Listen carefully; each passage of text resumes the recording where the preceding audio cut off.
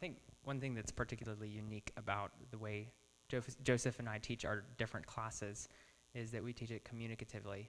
If you were to try to go to a normal seminary or other school that taught biblical Hebrew or biblical Greek, normally you would learn it in a way that's frequently labeled, broadly speaking, a grammar and translation method, which teaches you to a bunch of rules and then maybe gives you some Greek or Hebrew sentences to translate into something that's comprehensible, that is, into English. But we teach it communicatively, which means that we learn to think in the language, which makes it so that when you're faced with that Greek or Hebrew sentence, that is what is comprehensible. That is what is meaningful. So that's what sets our programs apart, because that's actually not the standard fare.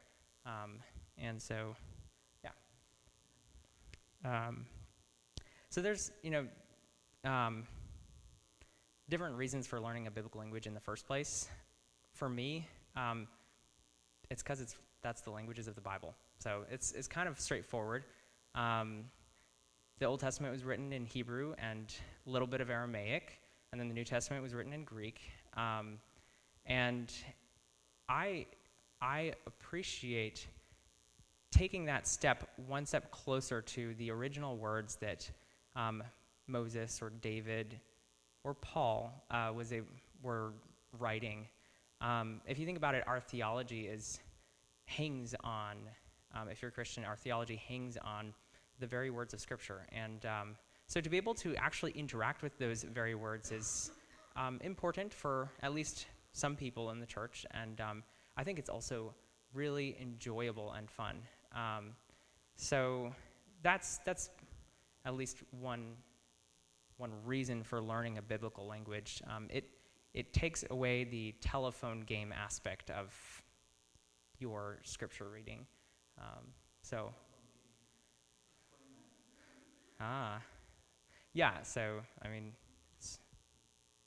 David wrote the Psalms in Hebrew. Somebody like the ESV group of translators, they come along and they have even their own translation goals, and they find the best way they know how to put that into English, which is interesting because Hebrew and English are not the same language, and it's not just a matter of keeping the words in the same order, and you just like, well, that word is the, and you just put it into English, but actually there's a whole way in which the grammar structure of Hebrew and even the things that must be communicated are different than those in English. And so there's a little bit of a managing of losses that translators have to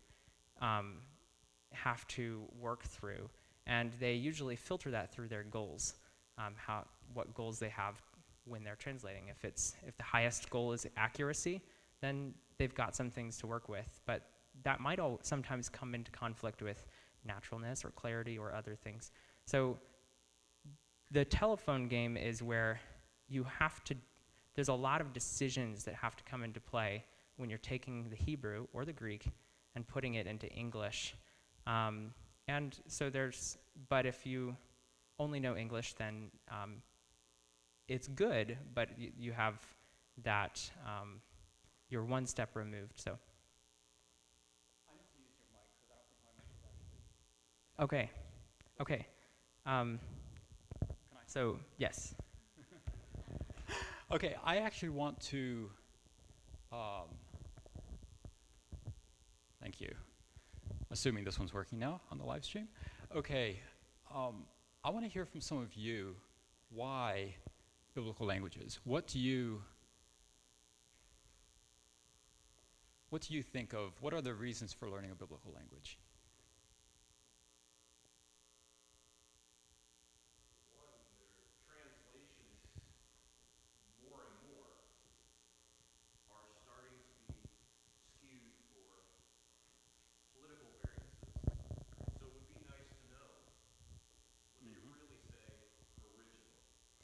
Good. Okay, so what I hear there is we have a primary source, right? God gave us his word. He chose to use Greek and Hebrew, And we want to get as close as we can to that primary source. That's why I started on the journey of learning biblical languages, to get to that primary source as close as I can. I can't sit at Apostle Paul's feet, but I could get as close as I can. I can read Galatians and feel the passion that Paul had when he was writing Galatians, and imagine what it was like to be a Galatian hearing Paul's words. And I can interact with that directly. That's good. That's very good. Another thought, another reason why you would learn a biblical language.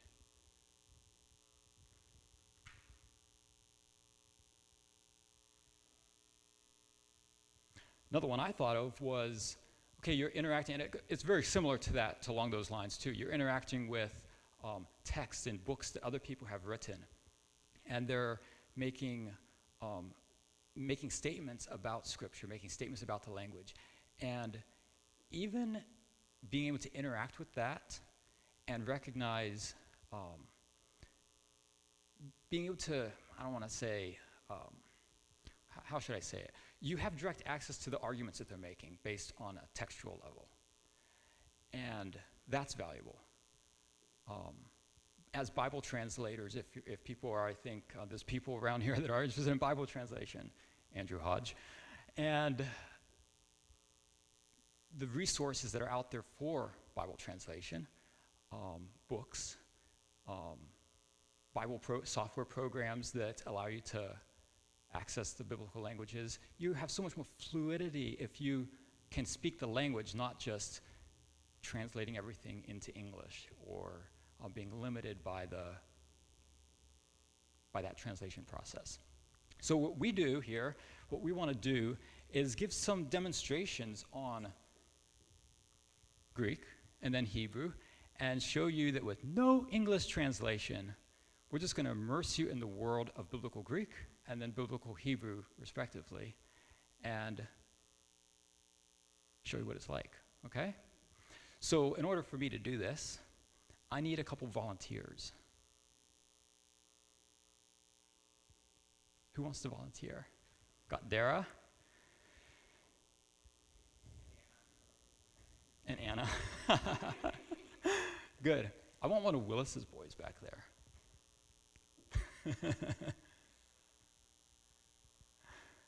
Yeah. Okay. Sure. Marcos. Here, there's a couple chairs here.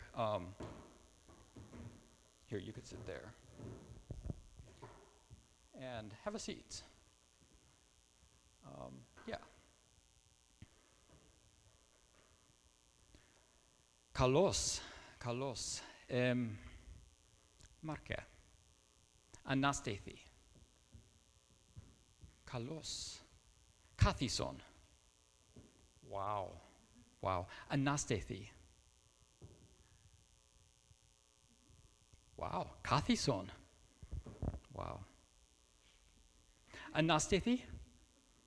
Mm-hmm. Anastathi. Mm-hmm. Kathison.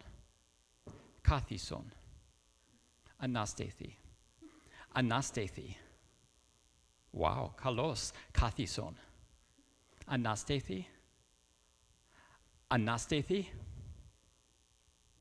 Kathison.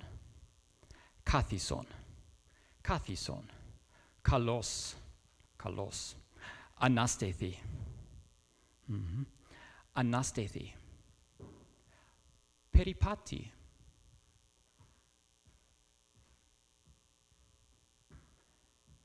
Pavse. Peripati. Pavse. Kathison. Anastathi ke peripati. Kalos. Pavse. Kathison. Mm-hmm. Anastathi ke peripati. Kalos. Kathison, parakalo. Ke anastathi ke peripati. Wow. Καλώς. Κάθισον. Πάλι. Ανάστηθη και περιπάτη. Κάθισον. Ανάστηθη και περιπάτη. Κάθισον. Καλώς, καλώς, καλώς. Και τι εστίν? Εστίν βιβλίον. Βιβλίον. Βιβλίον. Και βιβλίον. Βιβλίον. Βιβλίον μου. Βιβλίον σου. Aha. Βιβλίον σου. Βιβλίον μου. Aha. Βιβλίον μου και βιβλίον σου. Καλώς. Καλώς. Andreas, δώσ' μου βιβλίον. Καλώς. Λάβε βιβλίον. Λάβε βιβλίον. Καλώς. Δώσ' μου βιβλίον. Καλώς. Βιβλίον μου. Βιβλίον σου. Aha.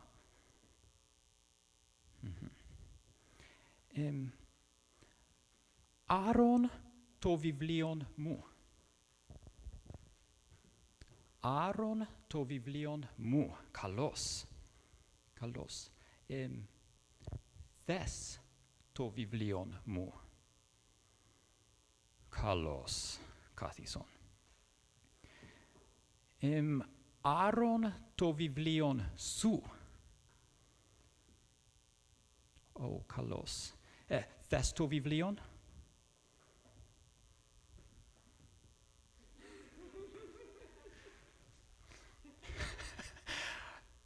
Άρον το βιβλίον σου. Wow. Καλώς. Καλώς. Βιβλίον μου. Ανάστηθη. Άρον το βιβλίον μου. Καλώς. Θες το βιβλίον μου. Θες το βιβλίον μου. Καλώς. Δώσ' μου το βιβλίον σου. Καλώς.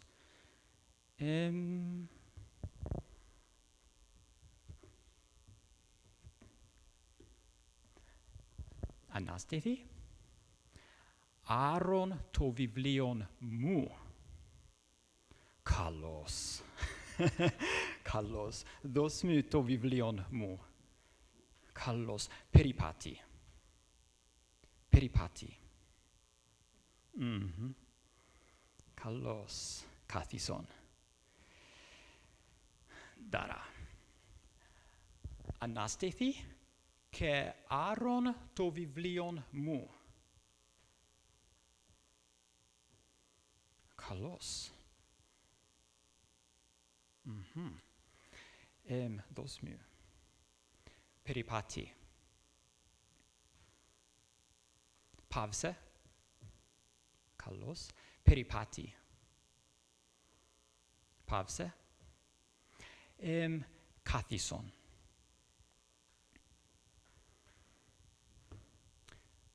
Μάρκε. Κίσω. Κίσω.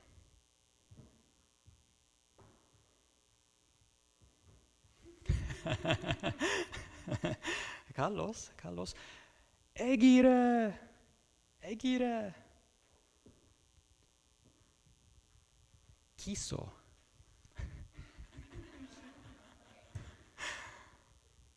Καλώς. Έγειρε. Και περιπάτη. Καλώς, καλώς. Άρον το βιβλίον μου. Άρον το βιβλίον μου. Καλώς. Παύσε. Θες το βιβλίον μου. Καλώς. Κάθισον. Ανδρέας, κίσω.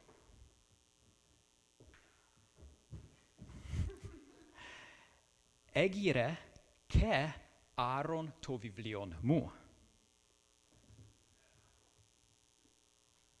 Kalos, kiso. Thes to viblion mu. Nun, egire ke aron to viblion su. Aha. Oh, kalos. Kalos. Ke peripati. Pavse. Kalos. Dos mi to viblion su. Kalos. Ke tiestin. Stin kravatos. Stin kravatos. Kravatos estin. Estin kravatos mu. To viblion mu. Ke o kravatos mu.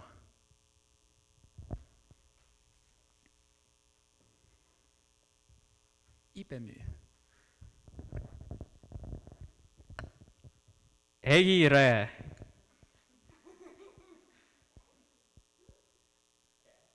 Ke peripati.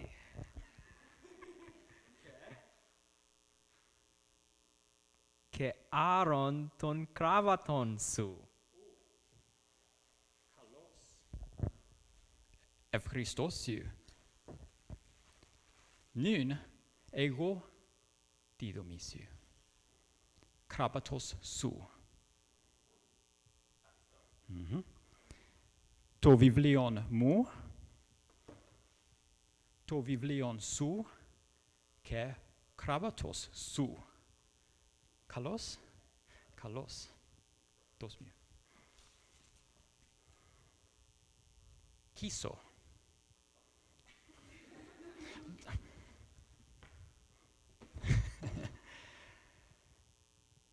Egire.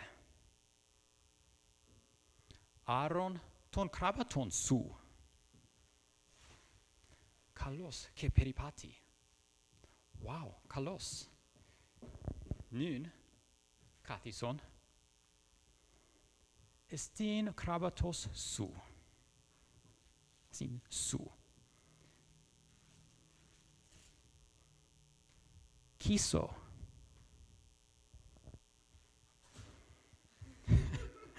Kalos, kalos. Egire. Kalos. Aron ton kravaton su.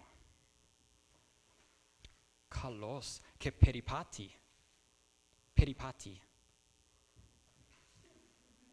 Kalos. Wow. Wow, kalos. Ευκαριστώσου. Ευκαριστώσου. Nun, έχω καμέλον. Oop. Kamelos pipti. Kamelos. Kamelos. Ο κάμελος, είδατε. Ουκ εκεί πόδας.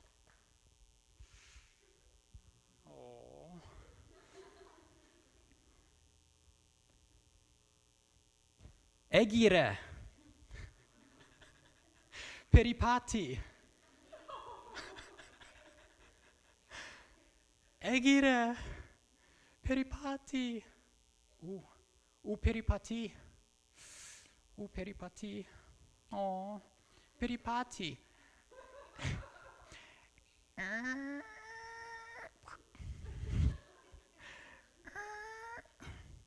Oh, a los camelos. O camelos peripati. Ta. Peripati. Okay. Ta. O camelos peripati. Utos o camelos u peripati. U peripat anastithi egire peripati. Oh, u peripati. Andreas su holosi. Kiso.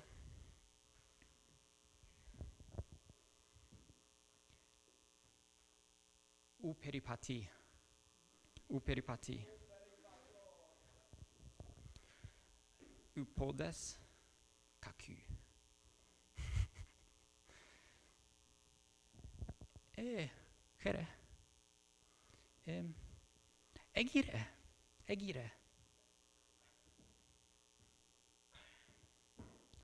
Egire che peripati. U peripati. U dunate peripatin. Puestin o Jesus. O Jesus. Jesus. Anastethi. Jesu elte. Ide. O anthropos. O peripati. Egire. Peripati. Aaron ton krabaton su. Ke peripati. Jesu iperto. Aaron ton krabaton su ke peripati. Aaron ton krabaton su ke peripati. Wow.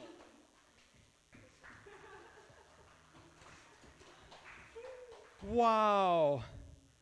Kalos. Palin. Nun. Jesus imi. Marke. Kiso. Nun. Εγώ Jesus. Jesus.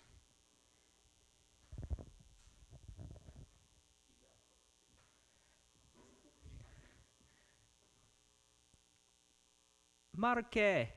Egire. Egire. Aaron ton krabaton su. Ke peripati.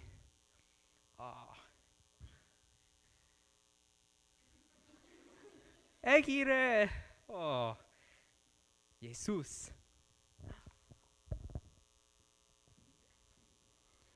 Egire. Aaron ton krabaton su. Ke peripati.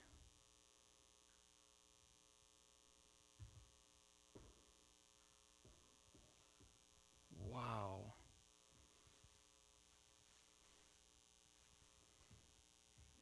Kalos.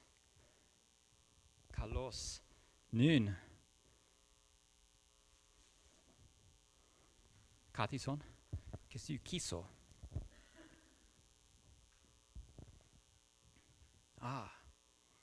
Ou peripati.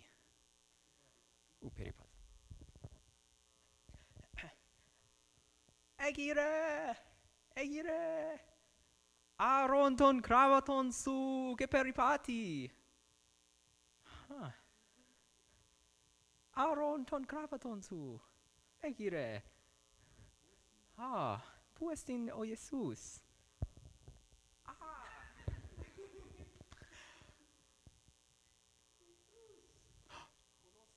Oh. Egire. Aaron ton krabaton su. Ke peripati. Kalos kathison. Nun. To vivlion mu. Kata Joannen.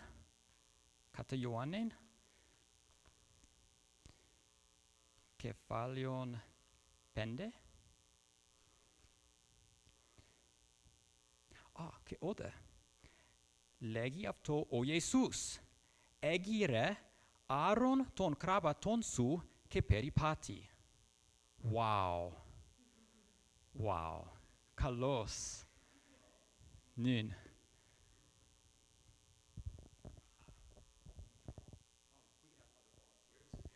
Yes. Other volunteers? Yes.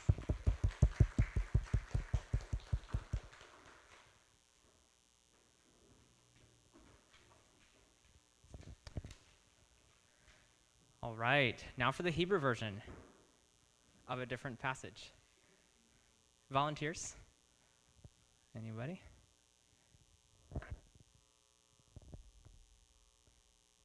Kumi.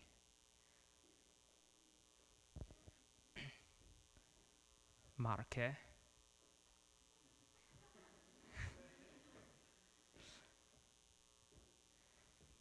Some other volunteers. Maybe if I can get 2 more. And I need you. 1 more. 1 more volunteer. Does your older brother want to do it? You want to try it out?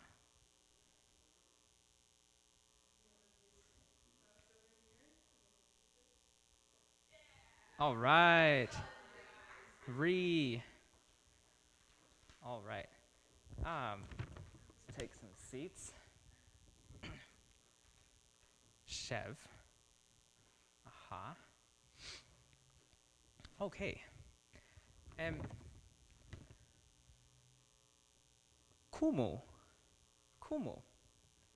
Ah. Kumu. Aha. Shvu. Shvu. Shvu. Kumu. Shvu. Kumu. Kumu.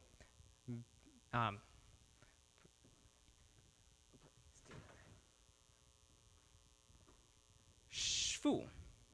Shvu. I'm not trying to trick you. Just trying to put you guys together.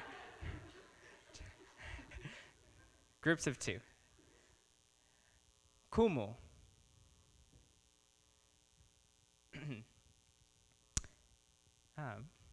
Kumu.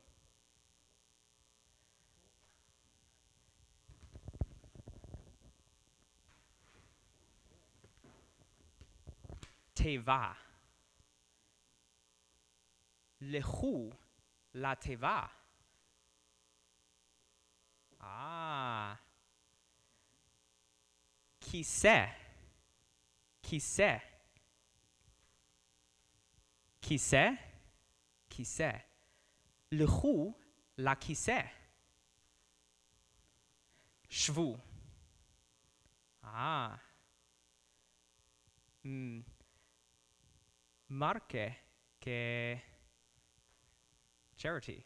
Ahava. Marke que ahava. Ve ahava.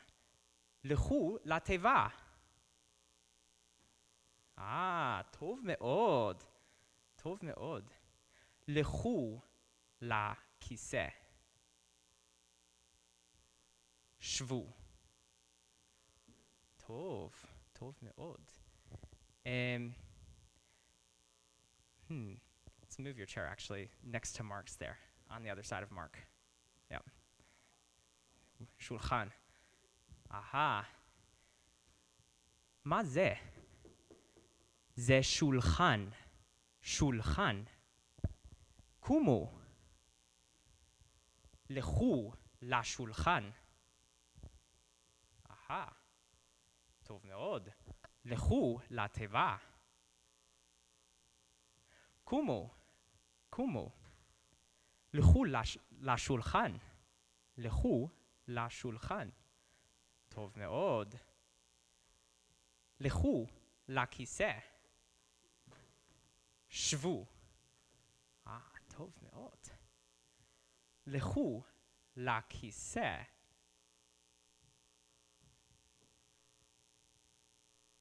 שבו.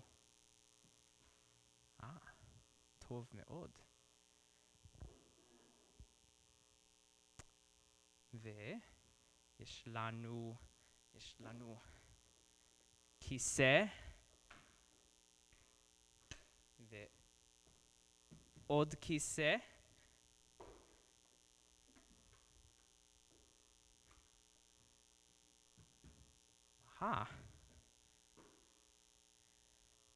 לכו קומו לכו לשולחן. טוב.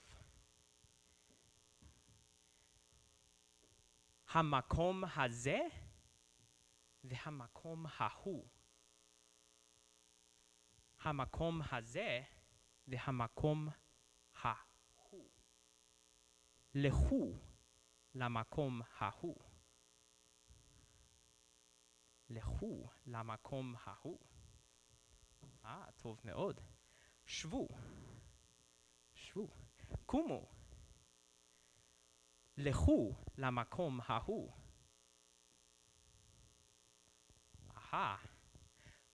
לכו למקום הזה.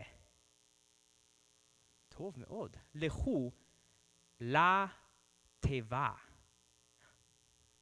טוב. לכו לכיסא. שבו.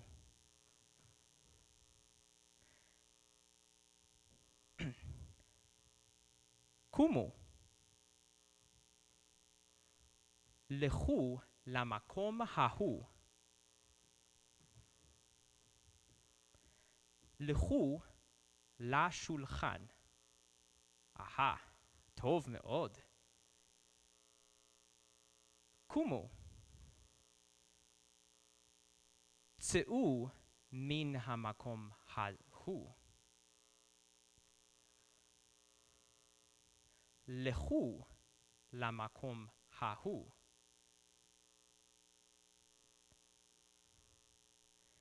שבו. קומו. לכו, צאו מן המקום ההוא. טוב. לכו למקום ההוא. צאו מן המקום ההוא. טוב, טוב. צאו מן המקום ההוא.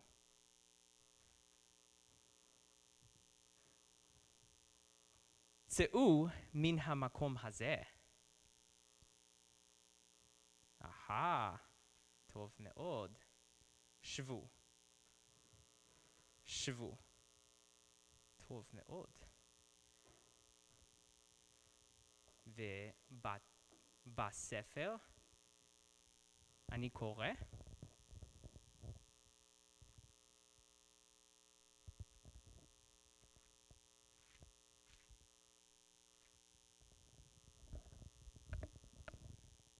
הטקסט אומר קומו, צאו מן המקום הזה. טוב מאוד. All right, thank you.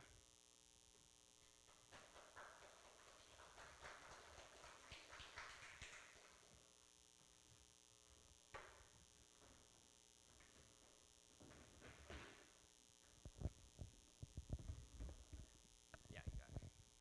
Okay, thank you. Thank you, Andrew.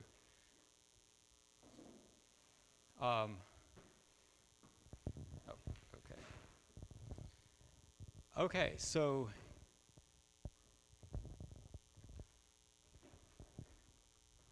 interesting there. You can know translation. You understood Biblical Greek and Biblical Hebrew. We call this the communicative method, right? We're communicating and learning. Comprehension-led. So language is, I'm going to get myself in trouble if I if I start drawing comparisons and analogies between language and music, because I don't know music that well. But there are rules. You can talk about rules in music, but if you sat down and just learned a bunch of rules, would you know music? And in language, there are rules in language, but if you sat down and studied grammar rules, is that the same as knowing the language? And it's not. So the best way to learn Biblical Greek and Biblical Hebrew is to learn it like a language. And that's what you saw demonstrating right here. And that's how our classes are predominantly taught. I'd say at least 50%, 50 to 70%, maybe even higher than that, is taught in the target language. So what this means is, let me give this example. When you think of a language, is it the sum total of all the vocabulary items in the language? Do you prove to me that you know English by having a big vocabulary? Or is it how you use those words and how you put those words together? Right? It's the syntax of a language. It's how those words are put together and strung together by native speakers that prove to me that you're a native speaker if you're speaking English, not by just the words you're using. Here's maybe I should let Andrew, do you want to give an example in English of how that might look? Depends if this is really English here. So I got this sentence from the internet, and it is, "The Zog baggered himself fretzy." It's interesting because you don't need to know the words to understand at least a good deal of meaning from this sentence. So, I mean, you know that there's a Zog, whatever that is, and you know that he did some sort of action. He baggered. And you know that the result of that action is that he ended up being completely fretzy.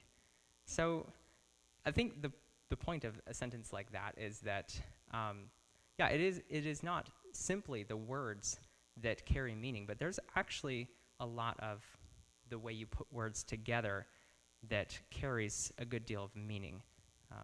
So there you go. So to carry on his example a little bit there, if I asked you a question, if I said, so say the sentence again, "The Zog baggered himself fretzy."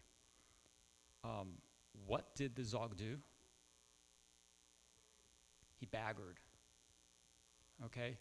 Who did he bagger? Himself. Right? So you could actually answer questions about that sentence without knowing what the lexical words mean. And when you answer those questions, that proves to me you know English. Because you knew how English works together. You knew that, that first word in the sentence, that's the one that did the action, whatever that action is. You knew it was the Zog. And you knew what he did because you recognized the morphology of the word baggered. You knew that was an action word. In fact, let me ask you this. Did this action of baggering, whatever that is, did it happen in the past, present, or future? Past. Okay, you were able to answer that because you know English, not because you have this amazing vocabulary that knows what baggered and zogs are. So, to carry this even a step further, let me ask you a question about the verb, English word, sneezed. When I sneeze or when someone else sneezes, am I doing that to someone else? So, can I sneeze you? No. I mean, look it up in the dictionary. You could probably look it up in the dictionary, and sneeze doesn't work that way. Now, I'm going to give you an English sentence. She sneezed the napkin off the table. Does that work? Do you understand what it means? Yeah. And is it because there's some nuance in the word sneezed? Did I teach you a new word? But because you know English syntax,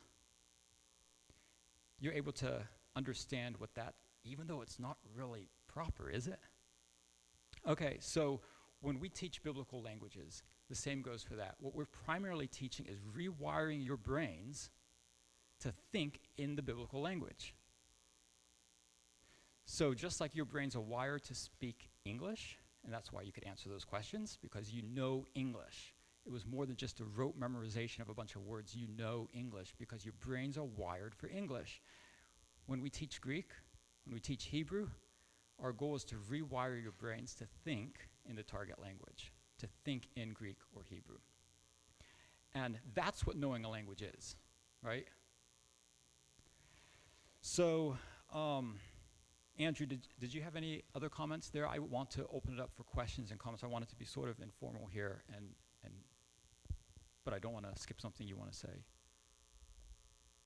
Yeah, I think that's that is very good. I think there's also a lot of other reasons why we would want to learn a language communicatively, why we would want to learn to think in a language. And just there's incredible benefits to doing that. And one is that you now are able to pick up the Bible or whatever text you have in that language, and instead of being forced to slowly decode it into something you understand, you're able to sit there and enjoy it. People who can think in a language can interact with it like it's made to be interacted with. That means you could sit down and read a book. In English, you can sit down and read a book. That's a lot of input that you get, a lot of quantity of language that you're interacting with, and it's no big deal. But if you do that in a way that is like decoding, it's going to take you way too long if you're like slowly translating sentence by sentence. You won't get to have that interaction with the language. So that's just a fun, but also I'd say important benefit to learning a language this way. There's a lot more things that could be listed to the benefits of that, but I think also there are aspects of a language that you can interact with, such as the poetic features or like alliterations are big, both in Greek and in Hebrew, and words that sound similar. At the end of Genesis 2, it says that they were both naked. Adam and Eve were both naked, which is ahumim. But then it says in the next verse, the first verse of Genesis 3, that the serpent was crafty, ahum. And so you can see that connection there. And that's something you don't get when you read the English version. So those are some of the benefits that I think about when I read the text in Hebrew. So opening up for questions. If anybody has questions about the communicative comprehension-led approach that we have, now would be a good time to ask it. If not, that's fine. Sure.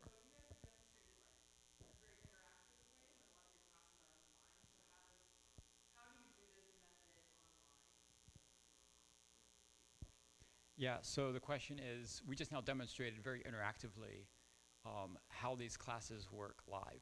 But we also teach a lot of our classes online. So how does this work online is the question.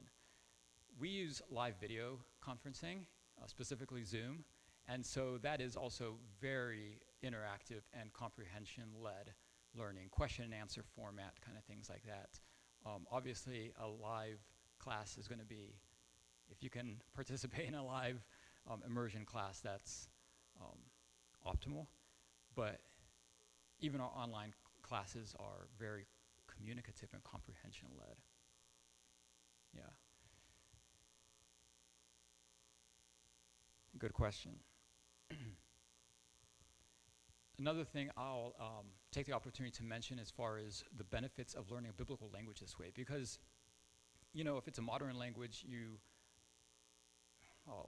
they speak those languages. If you want to learn French, well, they speak French. You can go somewhere and learn French.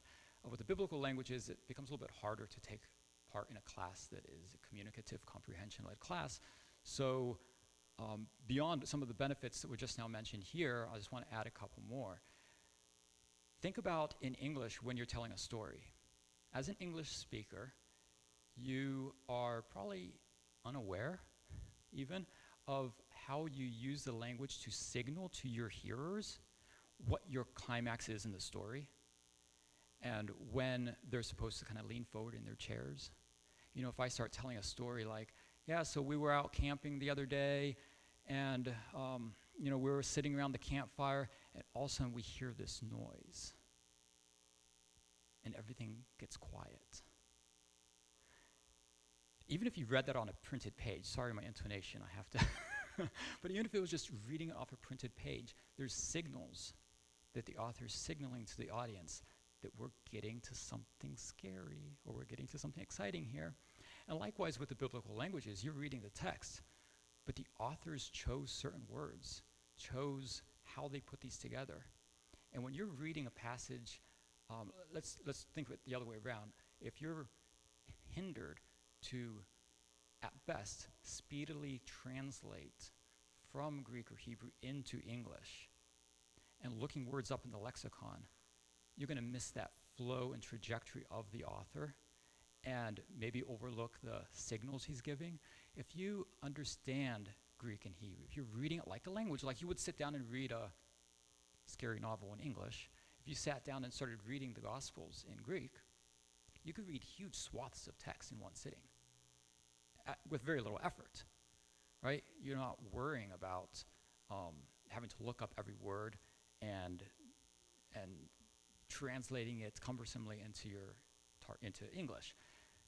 And as you read these bigger swaths of text, you see the signals the author is giving you, and you can recognize the discourse features on where he's bringing you to a climax in the story and where he's moving off into the next story.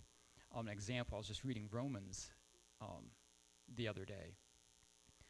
And, I had heard before Romans chapter 5 starts off, therefore, being justified by faith, right? Even in English, therefore. Well, therefore, in Greek there, like in English, it's resuming some thought, some previous thought. He made a statement, and now he's saying, therefore. Well, what's it pointing back to? I had heard someone indicate that it points back to chapter 1, I think it's verse 16. Oh, okay. Well, suddenly, knowing Greek, I'm in a position to start reading Romans chapter 1 and see what happens. You know what? Get up to Romans 1, verse 16 in chapter 1, and it's very clear. Paul makes a detour.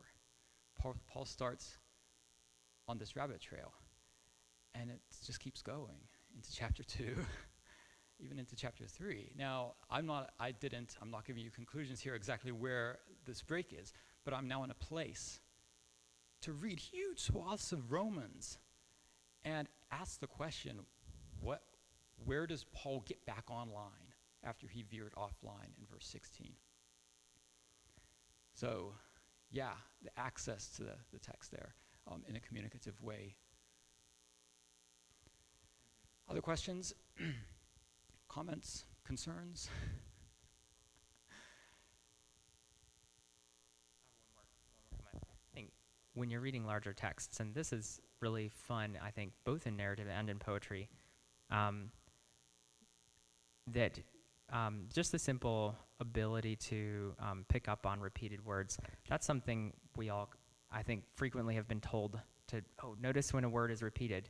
But when you're reading it, large swaths of text, you have a natural ability to pick up on that.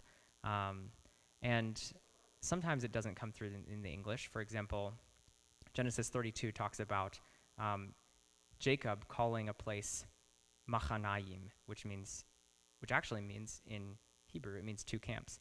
But then later he goes on and he is afraid of Esau. He's about to meet Esau, and he splits his group into two camps. The first two camps was his camp and God's camp, because an angel came and met him. But then the second two camps was him being afraid of Esau. And so it's fun to be able to pick up on those in a very natural way. Some of those come through in translations, but not all of them. So that's one more. Okay. For those on the live stream, we actually have an event we're going to be able to mingle with the live crowd here after we close. But for those on the live stream, we have, and any of you can participate also for that matter, this Friday, 7 p.m. on Zoom. You can actually see how we do it on Zoom then when we teach on Zoom. So meet the teachers. If you want to ask questions, live stream want to ask questions or interact with us in any way, we want to give you that opportunity also. So there's a link.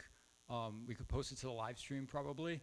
It's on the Telegram channel also, that's on the brochure, on the flyer, that you could join there, and there's information. So look forward to seeing well, they're live too, just not present. Okay. Great. Thank you all for joining us here, and we'll just kind of move into the more informal time here. Chair, do you have anything you want to say? salsa and chips and coffee? Okay, awesome. Okay, well, thank you, Charity, again, for putting this together.